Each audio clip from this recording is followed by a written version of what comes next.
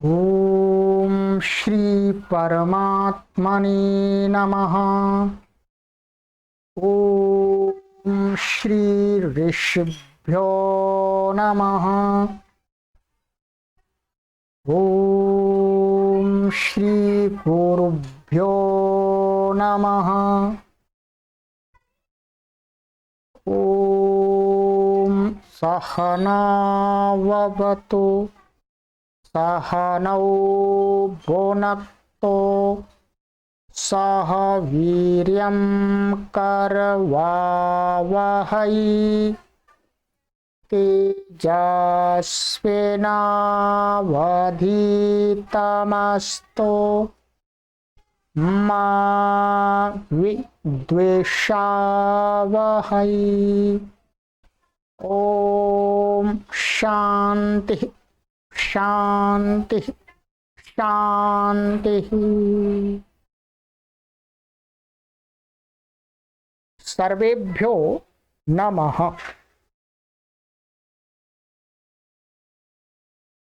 देववाणी संस्कृतम YouTube channel में आप सभी संस्कृत प्रेमियों का हार्दिक अभिनंदन है। मित्रों, आज हम प्रारंभिक रचनानुवाद कौमुदी की लाइव कक्षा संख्या 19 को पढ़ने जा रहे हैं। मित्रों,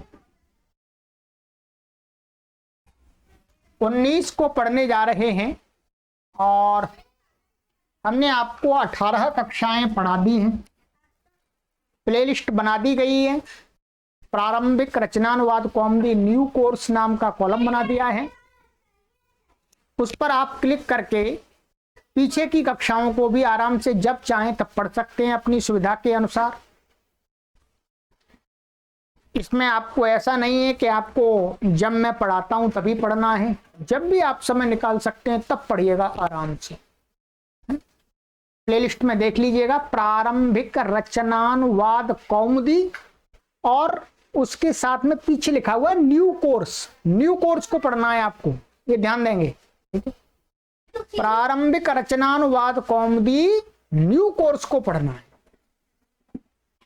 और यदि आपको कोई परेशानी होती है, आपको यदि सर्च करके नहीं मिलता है, बहुत सारे पाठक ऐसे भी हैं अभी उतना जानकारी नहीं है, कोई बात नहीं, हम आपकी सहायता के लिए यहाँ पर तैयार हैं। इन व्हाट्सएप नंबर पर आप संपर्क कर लेंगे। ये 2 व्हाट्सएप नंबर हैं, तो हम आपको लिंक प्रेषित कर देंगे। और ये निःशुल्क अभियान है, कोई शुल्क नहीं, ध्यान देंगे। कोई आपसे शुल्क मांगता है तो आपको शुल्क नहीं देना है। और ये कॉलिंग नंबर है, कॉल आप इस पर भी कर सकते हैं, परंतु आप कॉल इस पर ही करेंगे तो आपको जल्दी से रिप्लाई मिल जाएगा। हम आपके सहयोग के लिए तत्पर हैं। चलिए मित्रों, ये पुस्तक इसमें पढ़ाई जा रही है प्रारंभिक रचनानुवाद कौमुदी। इसके माध्यम से हम आपको सरल ढंग से संस्कृत भाषा को शुद्ध रूप से लिखना, बोलना और पढ़ करके समझना सिखाने जा रहे हैं। डॉक्टर कपिल देव जी इसके लेखक हैं और हम चाहेंगे कि हमारे प्रत्येक पाठक के पास में इन कक्षाओं को पढ़ते समय ये पुस्तक हो, जिससे उनको अधिक से अधिक लाभ इस कक्षा का मिल सके। चलिएगा मित्रों, हमने पहला अभ्यास आपका पूर्ण करा दिया। मैं आपको बताता हूं, हमने पहला अभ्यास आपका कंप्लीट कर लिया है। ये वाला, ये मैंने आपका पहला अभ्यास पूरा कंप्लीट कर दिया है।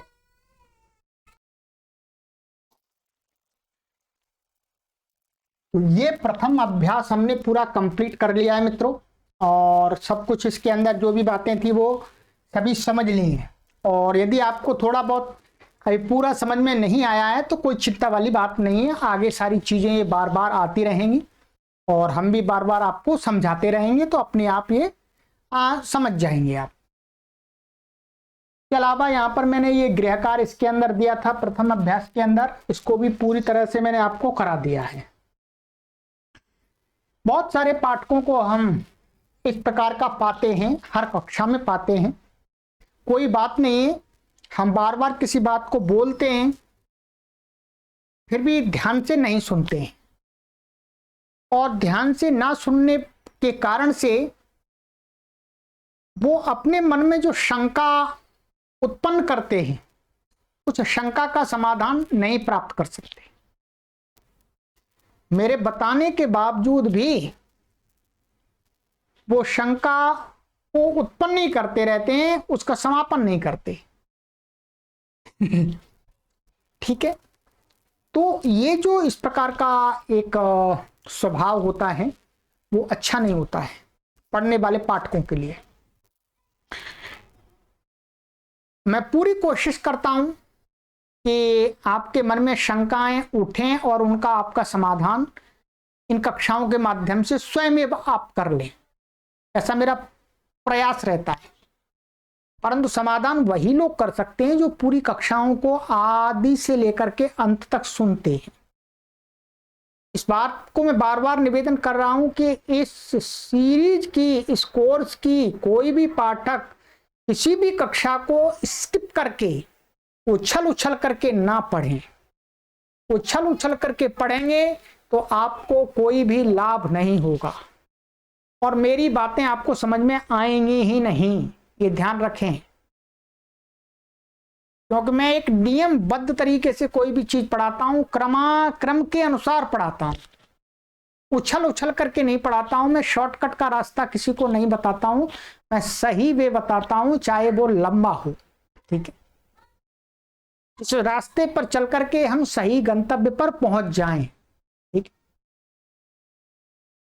तो मित्रों एक यहां पर एक शंका कई लोगों ने किया है, प्रश्न किया है, जबकि मैंने उसका उत्तर पहले ही दे दिया था, पढ़ाते समय दिया था। इसमें एक अनुवाद आया था, इसमें एक अनुवाद आया था कि अनुवाद संख्या थी आपकी 9। यहां क्या हो रहा है। जब मैं आपको गृह कार्य दे रहा था तब मैंने कई बार बताया है, अब वीडियो को सुन लीजिएगा पीछे, कि आगे इनको यदि कोई, ये डॉक्टर कपिल देव जी कहेंगे कि इसको द्विवचन में बदलिए, बहुवचन में बदलिए, तो इस वाक्य का द्विवचन और बहुवचन नहीं बनेगा।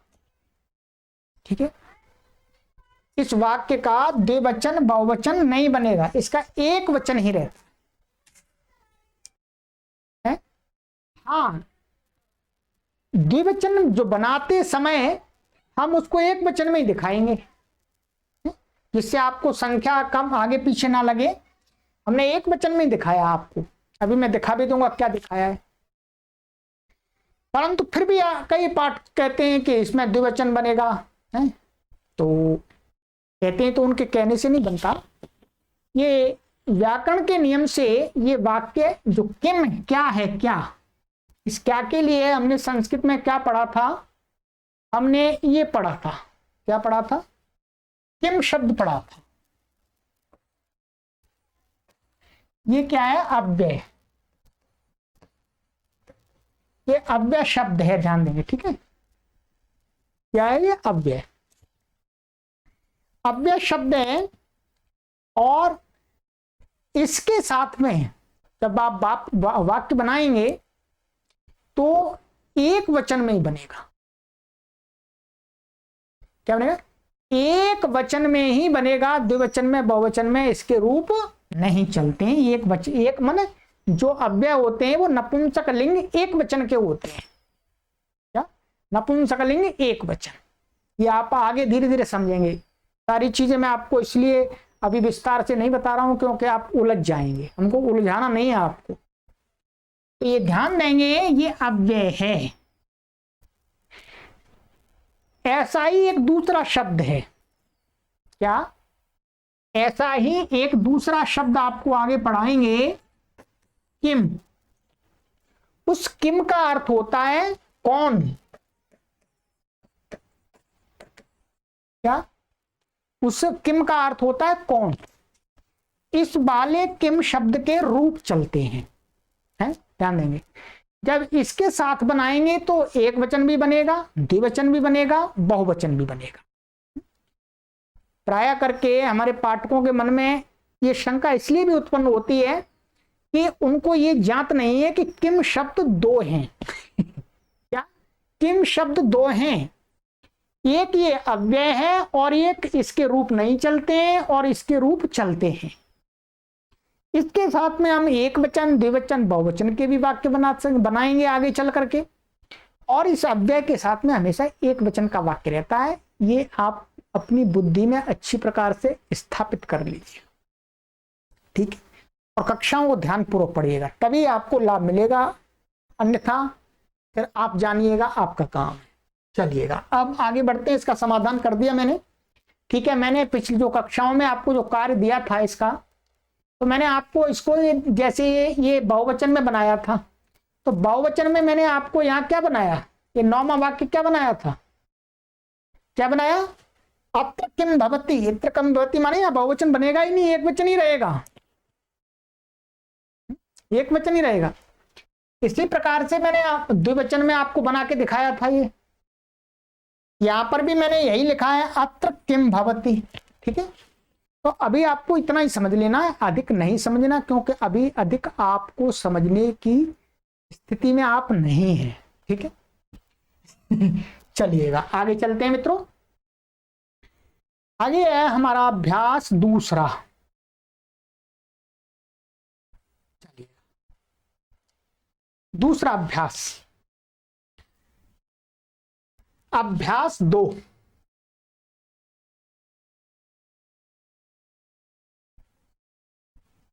इसको आप यदि संस्कृत में बोलना चाहें तो आप इसको कह सकते हैं द्वितीयाः अभ्यासाः।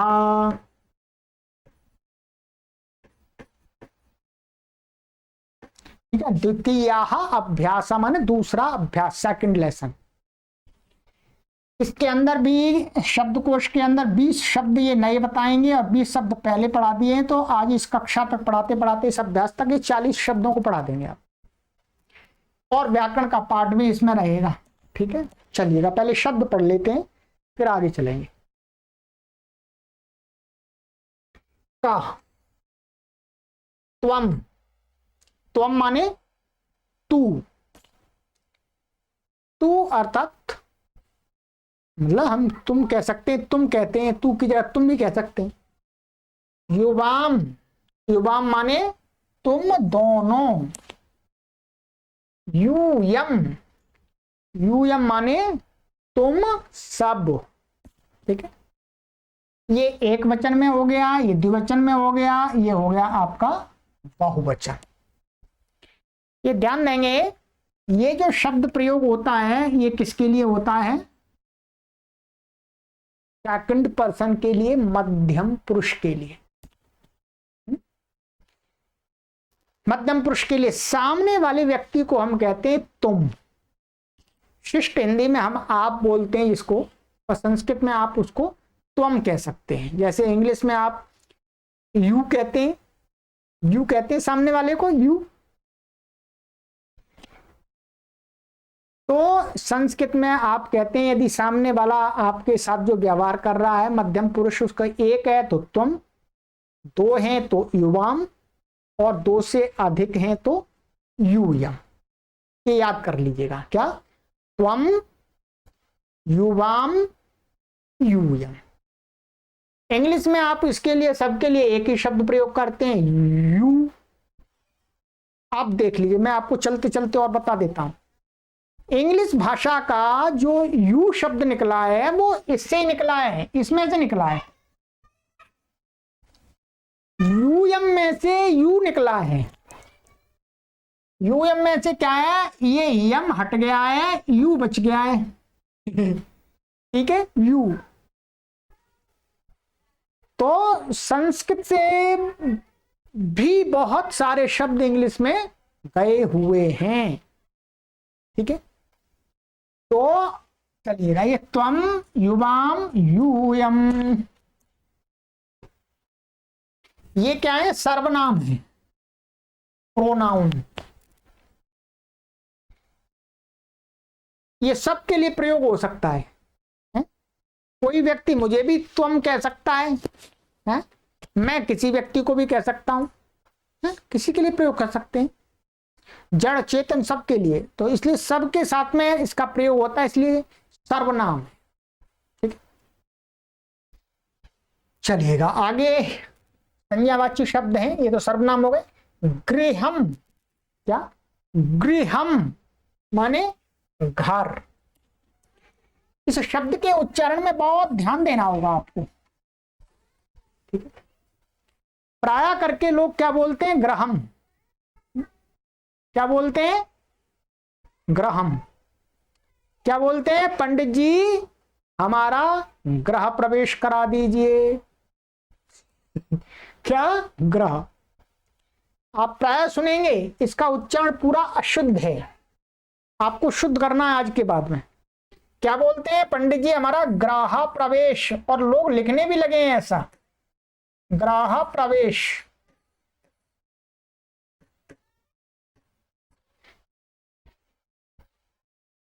ये क्या है? ग्रह। और प्रवेश किसका कराते हैं भाई? जब आप अपने घर का आप उद्घाटन कराते हैं, मैंने घर बन गया तैयार, उसमें प्रवेश करना, अपना उसमें एंट्री चाहते हैं, तब पंडित जी को निमंत्रण देते हैं। ठीक है, तो बोलते हैं ग्रह प्रवेश। परंतु आपका ध्यान कभी नहीं गया होगा, जाता भी नहीं है, क्योंकि इतना संस्कृत का ज्ञान नहीं है, तब तक कह नहीं सकते। ये ग्रह शब्द है, इसका अर्थ होता है जो ग्रह नक्षत्र होते हैं, सूर्य चंद्रमा, ये सारे जो पृथ्वी आदि जो ये ग्रह हैं, उनको बोलते हैं ग्रह। तो उनका प्रवेश तो नहीं कराते आप।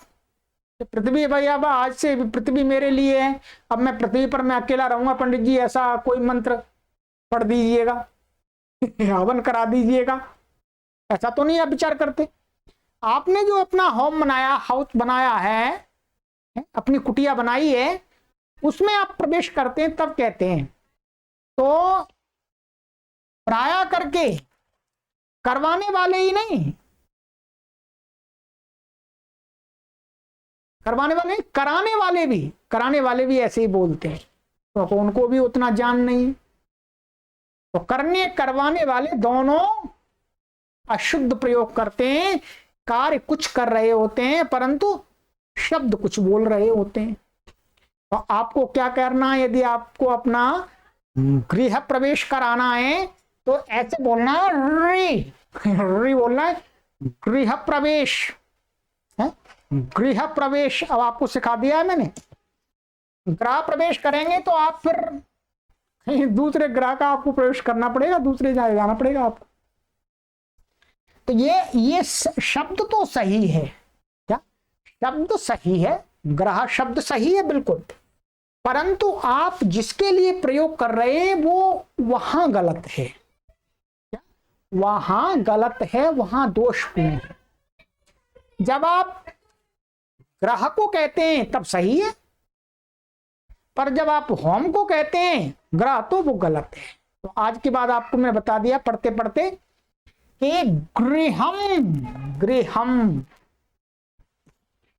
चलिएगा, अब आपके संपर्क में जो भी आए, कहीं पर गृह प्रवेश हो रहा हो तो वहां पर कोई लोग गलत उच्चारण कर रहे हो तो उनको प्यार से समझा दीजिएगा। चलिए, तो गृहम माने घर, ज्ञानम, ज्ञानम माने ज्ञान, नॉलेज। पुस्तकम, पुस्तकम माने बुक, पुस्तक। पुष्पम, फूल। जलम, जल। सत्यम, सत्य। भोजनम, भोजन। राज्यम, राज्य। जहां तक मुझे आशा है, आशा ही नहीं विश्वास है कि आपको ये सभी शब्द याद हैं। आप अपनी हिंदी भाषा में इनका भरपूर प्रयोग करते हैं, आपको याद करने की आवश्यकता नहीं है। केवल और केवल क्या करना है? संस्कृत का प्रत्यय माने इसमें जैसे गृह को गृहम, ज्ञान को ज्ञानम, पुस्तक को पुस्तकम, ऐसे जोड़ बनाते जाना है बस। इनको रटने की आवश्यकता नहीं है, आपको याद है। ठीक है, चलिएगा, ये शब्द हो गए आपके मित्रों।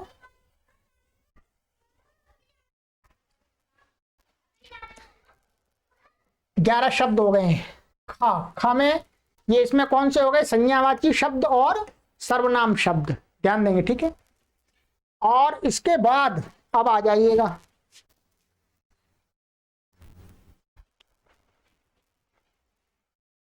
खा। खा में कौन से होते हैं? धातु। रक्ष, रक्ष माने रक्षा करना, टू प्रोटेक्ट, ठीक है। वध, वध माने बोलना। पच, पच माने पकाना, भोजन आदि पकाना, ठीक है। नम, नम माने नमस्कार करना। ये चार धातुएं हैं, इनको याद करिएगा, ठीक है। अव्यय, अव्यय अद्य, अद्य माने आज, टुडे। इदानीम, इदानीम माने अब है? अब माने जस्ट नाउ। यदा, यदा माने जब। तदा, तदा माने तब। कदा, कदा माने कब। तभी याद है, आप इसको ये याद करने पड़ेंगे, बहुत प्रयोग होने वाले शब्द हैं। बोल संभाषण में, लेखन में, सब जगह इनका अधिक से अधिक प्रयोग होता है, इसलिए आप इनको याद कीजिएगा, ठीक है। आगे मैं संभाषण करवाऊंगा आपसे यहाँ बीच में, तो आपको इन शब्दों का ज्ञान होना चाहिए, तभी आप ठीक से समझ पाएंगे, ठीक है। चलिएगा, ये हो गया। ये इसको याद कीजिएगा पूरा, जितना भी आपको नहीं याद है उसको आवृत्ति कीजिएगा। अब चलते हैं मित्रों आगे।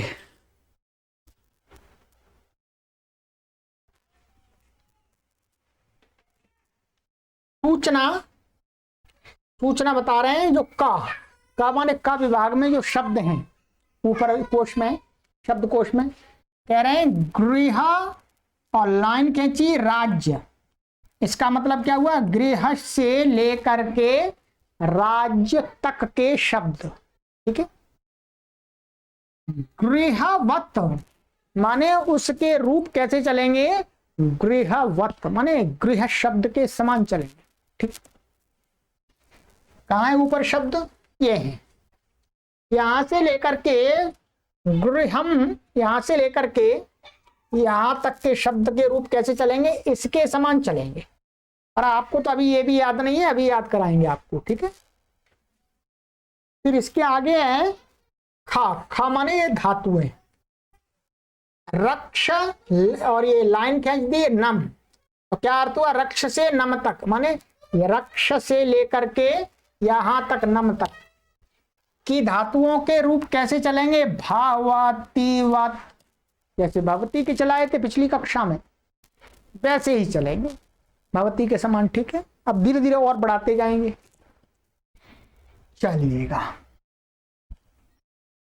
ये ध्यान देंगे, इससे जो पहला वाला जो अभ्यास था वो प्रथम पुरुष का अभ्यास था, थर्ड पर्सन का।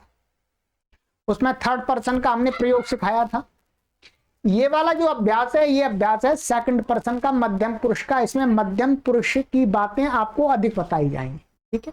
उसका ये प्रयोग आपको सिखाया जाएगा मुख्य रूप से। चलिएगा, तो अब देखते हैं, अब आगे महाराज जी क्या कहते हैं।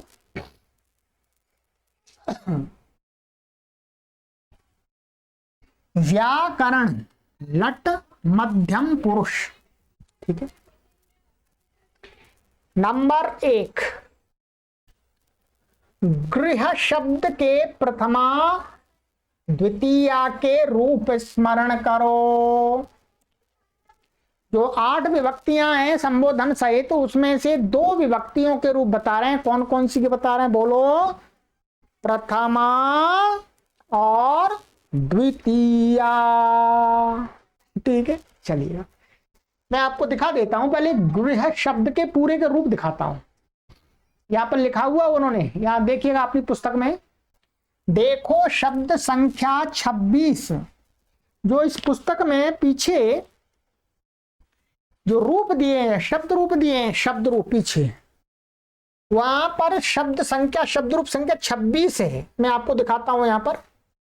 आपके पास में यदि यही संस्करण है तो 71 पेज नंबर है। क्या है? 71। इस पर यहां पर देखिएगा ये 26 नंबर आप देख रहे हैं, 26 नंबर। ये गृह अरे घर अकारांत नपुंसकलिंग शब्द है। ठीक है, इस गृह शब्द के रूप इतने चलते हैं, सभी शब्दों के चलते हैं। आपको देखा होगा प्रथमा, द्वितीया, तृतीया, चतुर्थी, पंचमी, षष्ठी, सप्तमी और बोलो संबोधन। ठीक है, अब आपको केवल अभी कौन से याद करने हैं? ये करने हैं 2 बस। धीरे धीरे जितना बताएंगे उतना ही करेंगे, धीरे धीरे चलेंगे। चलिएगा, अब मैं आपको उच्चारण कराता हूं पहले, फिर कुछ विशेष बात बताऊंगा धीरे धीरे। पहले रूप याद कराता हूं आपको। ठीक है, अब मेरे साथ बोलिएगा, तेज तेज बोलिएगा, मेरे कानों तक आपकी आवाज आने लगे। हाँ, इतना तेज भी बोल दीजिएगा कि फिर आपके घर के लोग चलिएगा, बोलिएगा, सही से बोलिएगा। ये देखिएगा, ये गृहम, तो मूल शब्द क्या है इसका? गृह, और ये ह्रस्व अकारांत नपुंसकलिंग शब्द है। ये ध्यान दें, पिछली कक्षा में हमने क्या पढ़ा था? पिछले अभ्यास में रामः, ये ह्रस्व अकारांत पुल्लिंग शब्द थे। ये ह्रस्व अकारांत कैसे शब्द है? नपुंसकलिंग। इनका जेंडर क्या है? न्यूट्रल। ठीक है, ये एक वचन का है, ये द्विवचन का है, और ये बहुवचन का है, और ये प्रथमा विभक्ति है, ये द्वितीया विभक्ति है। ठीक है जी, चलिएगा, बोलिएगा। गृहम, गृहे, गृहाणि, गृहम, गृहे, गृहाणि, गृहम, गृहे, गृहाणि, गृहम, गृहे, गृहाणि। इसमें क्या है? जैसा प्रथमा में बनता है वैसा ही द्वितीया में बनता है। आपने प्रथमा याद कर ली तो द्वितीया अपने आप याद हो गई। कुछ करना ही नहीं है। एक गृहम तो आपने अभी याद ही कर लिया था पढ़ते पढ़ते समय, है गृहम। अब द्विवचन में क्या बनता है? एकारांत बन जाता है गृहे, और बहुवचन में क्या बनता है? गृहाणि। अब बोलिएगा, आंख बंद कीजिएगा और बोलिएगा मेरे साथ में। गृहम, गृहे, गृहाणि, गृहम, गृहे, गृहाणि, गृहम, गृहे, गृहाणि, गृहम, गृहे, गृहाणि। अब आपको याद हो गया जी, चिंता की बात नहीं है, याद हो गया। चलिए अब आइएगा, अब यहां महाराज जी ने क्या कहा है फिर उसको देखते हैं। ठीक है, तो आपने गृह शब्द के प्रथमा और द्वितीया के रूपों को तो स्मरण कर लिया। अब कहते हैं कि गृहम शब्द का तो बना लिया आपने, परंतु गृहम शब्द के समान ही यहां पर बताया जो आगे के शब्द हैं। कौन से? ये आगे के शब्द हैं। ज्ञानम, पुस्तकम, पुष्पम, जलम, सत्यम, भोजनम, राज्यम। इनके रूप भी आपको याद करने हैं, इनके भी करने। तो अब सबके याद आपको करने की आवश्यकता नहीं है, आपको संक्षिप्त प्रत्यय बताएंगे। क्या बताएंगे बोलो? संक्षिप्त प्रत्यय। संक्षिप्त प्रत्यय तो वो यहां पर बता रहे हैं डॉक्टर कपिल देव जी। मैं आपको अभी और बता दूंगा फिर। कहते हैं शब्द के अंत में प्रथमा और द्वितीया में, माने एक वचन में अम, द्विवचन में ए, बहुवचन में आनी लगेगा। ठीक है, जो ये शब्द हैं अथवा इसी प्रकार के और भी बहुत सारे शब्द होंगे नपुंसकलिंग अकारांत, उन सब में प्रथमा विभक्ति द्वितीय विभक्ति के एक वचन द्विवचन बहुवचन में यदि रूप चलाना है तो आप आराम से बिना रटे बना सकते हैं। ठीक है, एक वचन के लिए अम प्रत्यय, द्विवचन के लिए ए और बहुवचन के लिए आनी। ठीक है, कहा है शब्द में जोड़ देना है आपको। शब्द में क्या करेंगे आप, मानिएगा आपके ज्ञानम शब्द है, क्या शब्द है बोलो, ज्ञानम। ज्ञानम शब्द है तो ये संक्षिप्त प्रत्यय है। अब आपके लिए देख लीजिए क्या है, संक्षिप्त प्रत्यय है।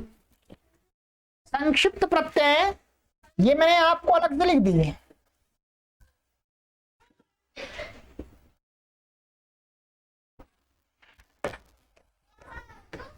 आप लिख भी लीजिएगा अपनी कॉपी पर।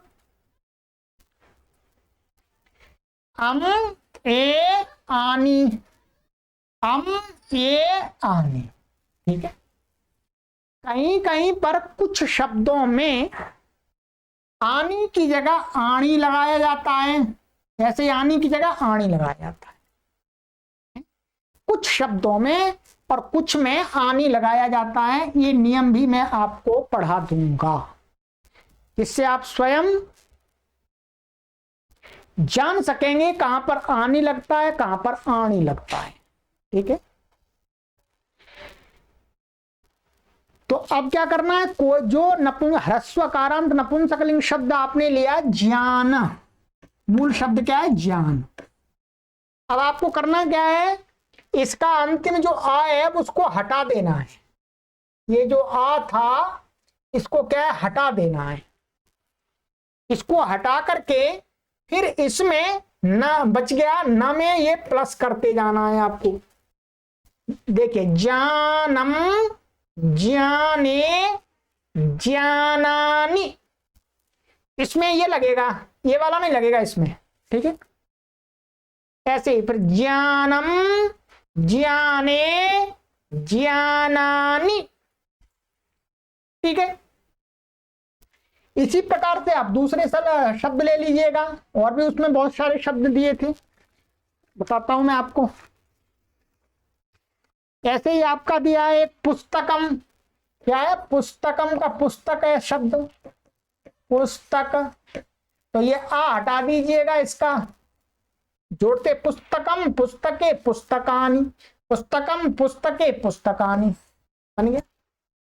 अब आपको क्या करना है, इसके रूप बनाने हैं आपको, इन शब्दों की कॉपी पर लिखना है आपको, ये तब अभ्यास होगा आपको। ठीक है, ये यहां से लेकर के यहां तक के जितने शब्द हैं, 1 2 3 4 5 6 7 8 9, 9 शब्द हैं, उनके प्रथमा द्वितीया के रूप आपको बना के लिख रहे हैं। ठीक है, अब यहां पर इन्होंने क्या कहा देखिएगा, गृह और पुष्प शब्द में आनी के स्थान पर आणी लगेगा।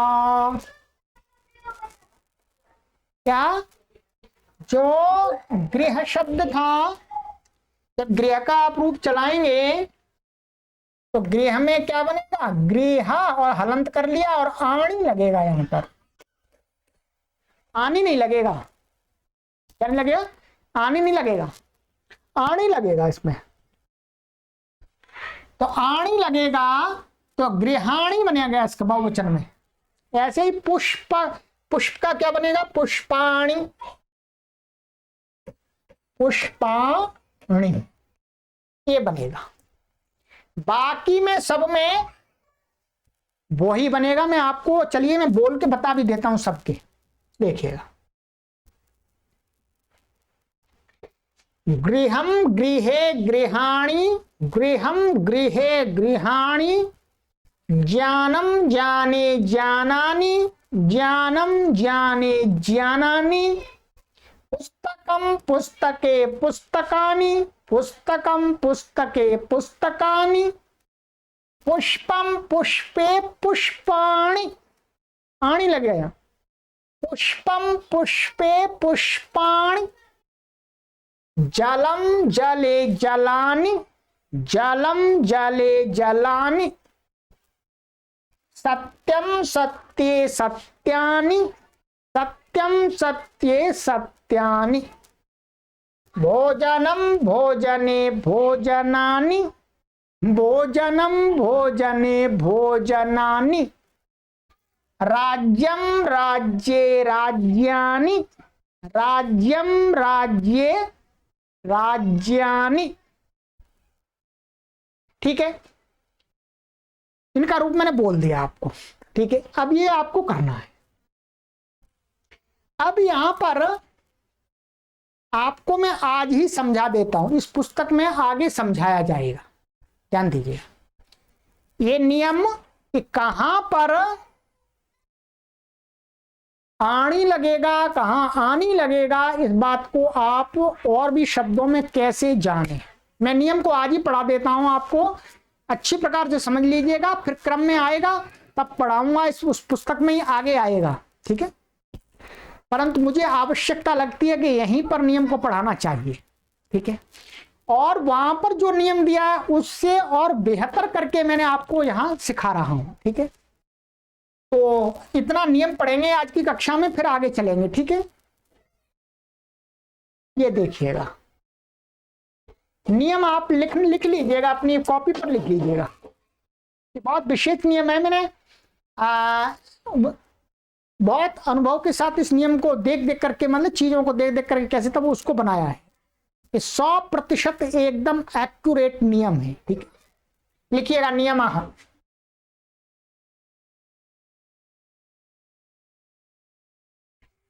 किसी भी शब्द में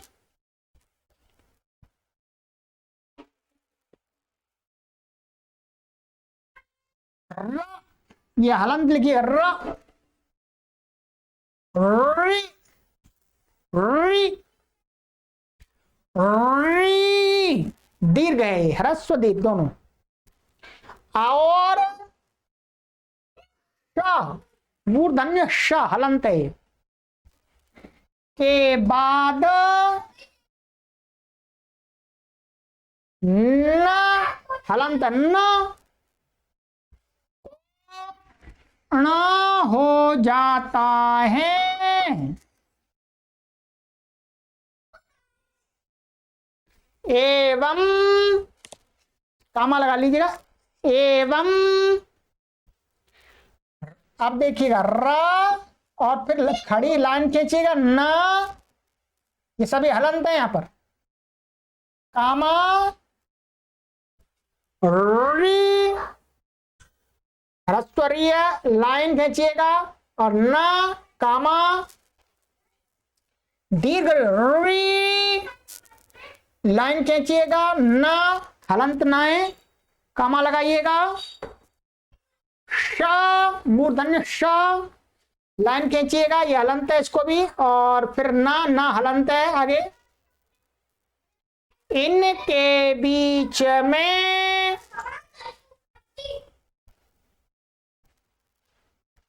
यदि नीचे दिए वर्ण हो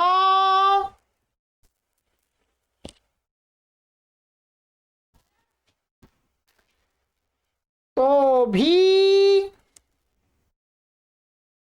न कोण हो जाता है।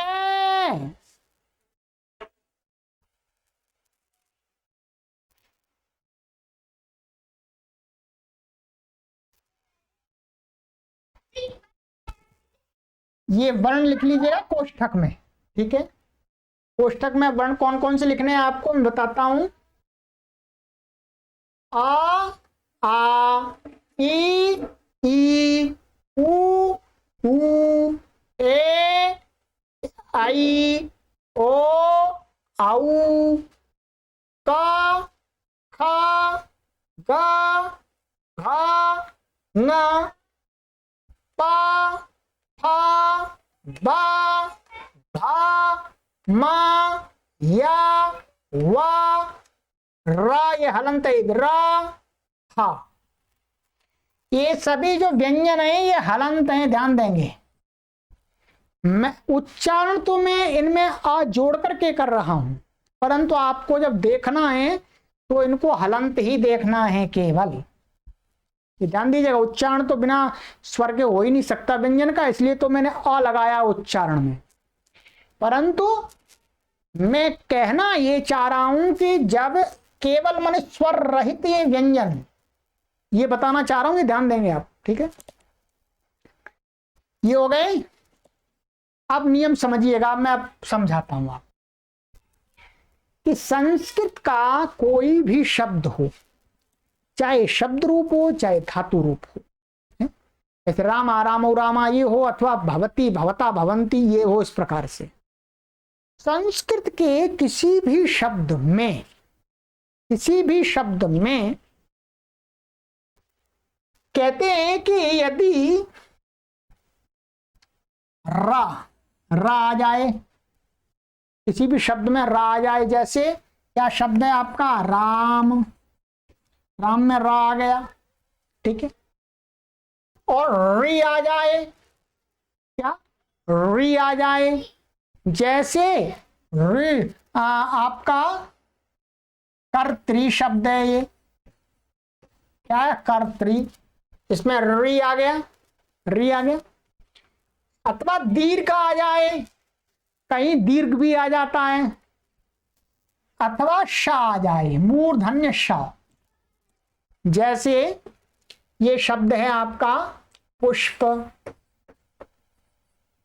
या ये शा आ गया। तो किसी भी शब्द में इनमें से कोई भी वर्ण आ जाए, रा अथवा री अथवा री अथवा शा, और फिर इन वर्णों के बाद उसी एक ही शब्द में, दो शब्दों में नहीं देखना, एक ही शब्द में, उसी शब्द में जिसमें ये वर्णों में से कोई वर्ण आ रहा है, उसी में न भी आ जाए, उसके एकदम बाद में, माने एकदम बाद में, माने र के बाद ना आ जाए, री के बाद ना आ जाए, री के बाद ना आ जाए, तो श के बाद ना आ जाए, तो उस न को क्या हो जाता है, बोलो अणा हो जाता है। क्या हो जाता है, अणा हो जाता है। समझ में आ गया। एवं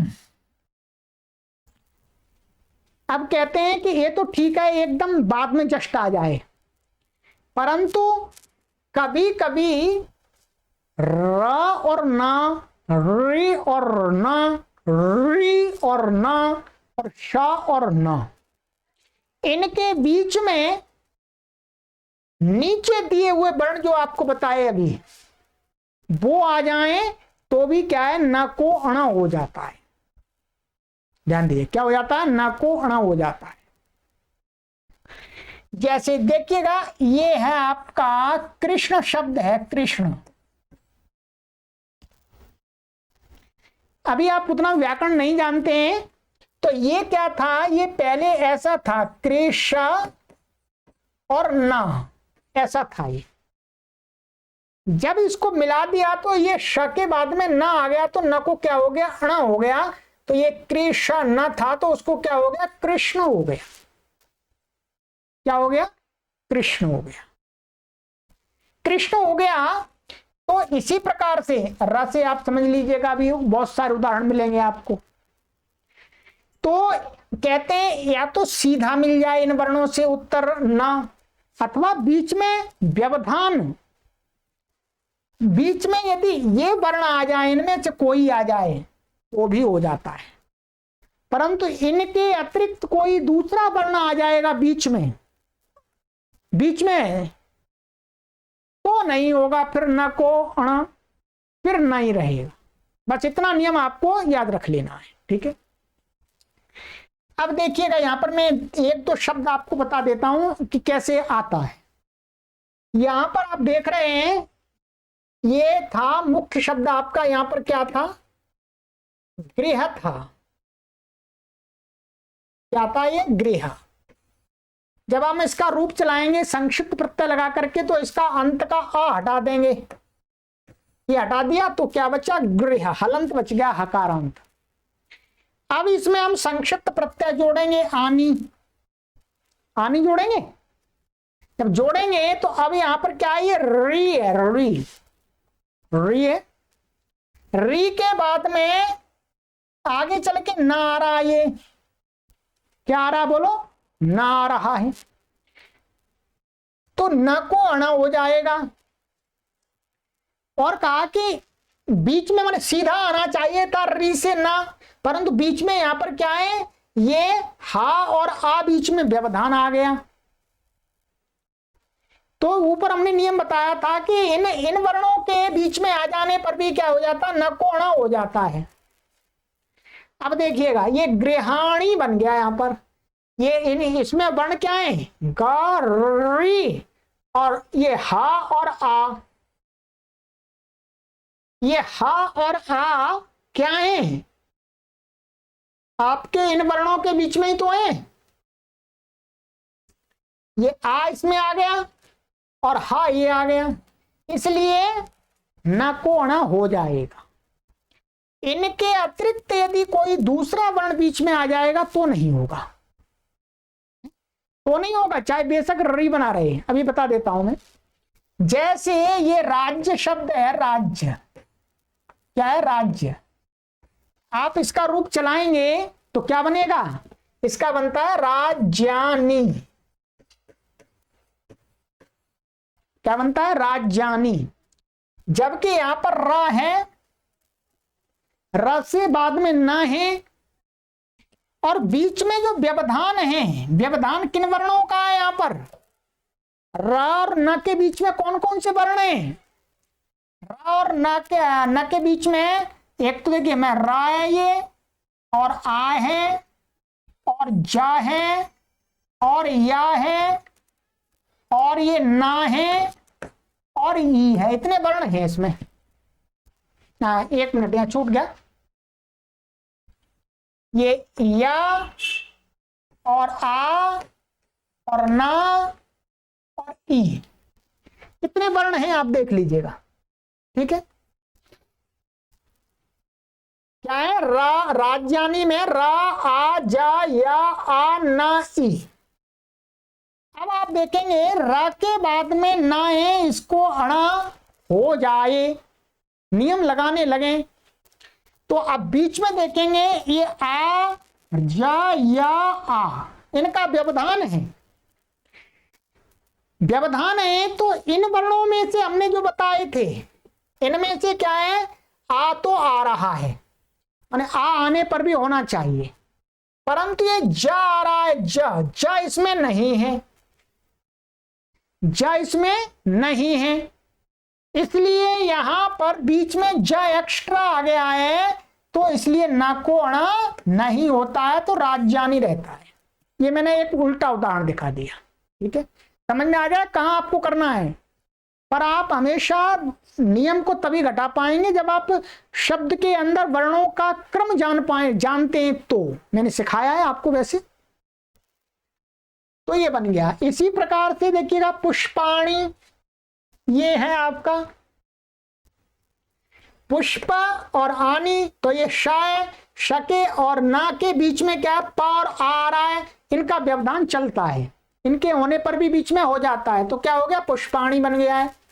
ठीक है, पा, उ और शा के बाद में ये ना है, परंतु इनके बीच में ये दो हैं, तो इनका व्यवधान तो चल गया, यहां पर बता दिया, ऊपर का इनका व्यवधान होगा तो चल जाएगा, ये पा, फा, बा, भा, मा और स्वर। ठीक है, तो यहां पर हो गया ये नियम। अब ये नियम ही आपका है जो मैंने आपको शब्दों के रूप चलाने के लिए बताया, वहां घटाना है आपको। ठीक है, आगे यही याद रखना है आपको।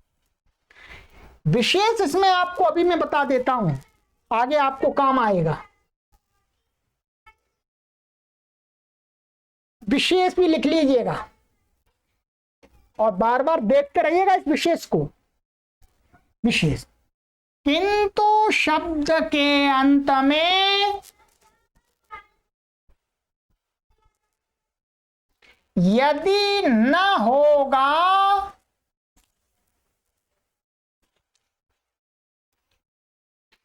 तो उक्त नियम कार्य नहीं करेगा।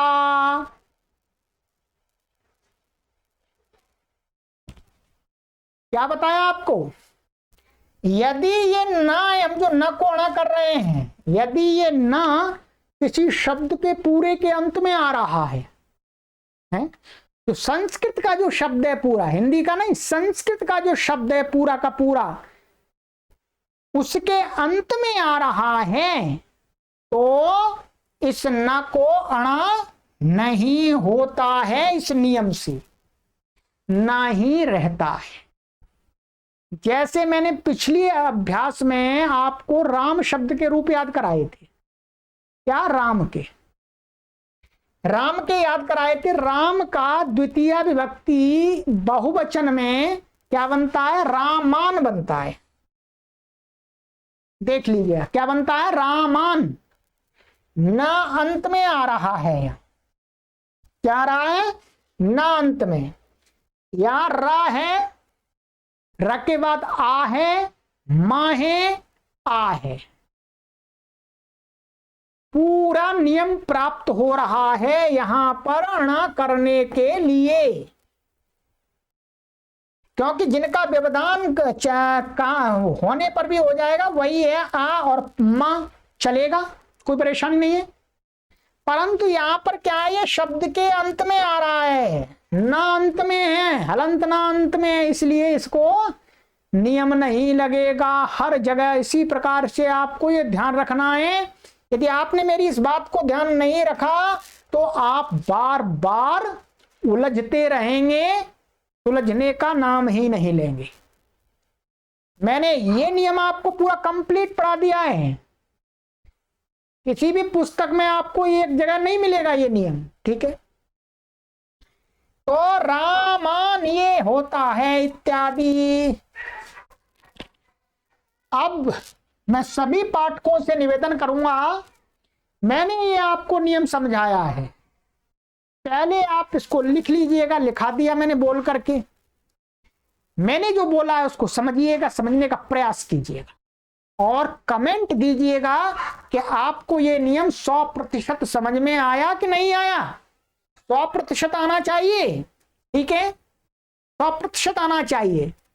और आपके कमेंट को देख करके मैं समझ जाऊंगा कि आपने इस मेरे द्वारा बताए गए नियम को अच्छी प्रकार से सुना है अथवा नहीं सुना है।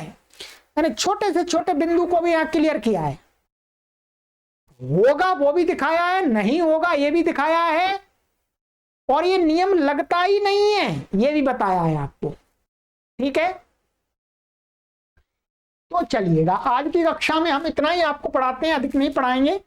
तो अब आपको मैं गृह कार्य आपको दे रहा हूं। गृह कार्य एक नियम को आपको याद करना है, इसको और ये शब्द याद कर लेने हैं और इनके यहां से लेकर के यहां तक के रूप आपको लिखने हैं, ठीक है, और उच्चारण करना है। बस आगे की कक्षा में फिर मैं आपको आगे से यहां से पढ़ाऊंगा, ठीक है। ये कंप्लीट हो गया है, तो अब इसी प्रकार से आपका ये अभ्यास चलेगा। सभी पाठकों से मैं निवेदन करता हूं कि आप लोग अपना गृह कार्य मिलान करने के बाद अथवा जो भी मैं कार्य कराता हूं, आपको लिखाता हूं चीजें, सभी विषय वस्तु को आप लिखते हैं, उसको फेसबुक जो समूह है, ग्रुप है देववाणी संस्कृतम ई गुरुकुलम, जिसका लिंक भी हम आपको दे रहे हैं डिस्क्रिप्शन में, तो उसको ज्वाइन कीजिएगा पहले, और ज्वाइन करने के बाद आप उसमें अपना गृह कार्य प्रेषित कीजिएगा, वहां पर शेयर कीजिएगा, हम अप्रूव करेंगे और हम भी देख पाएंगे कि आप क्या लिख रहे हैं, क्या कर रहे हैं, तो हम आपको कुछ सुधार भी करवा पाएंगे, ठीक है। चलिएगा, आगे की कक्षा में मिलते हैं मित्रों। सर्वेभ्यो नमः।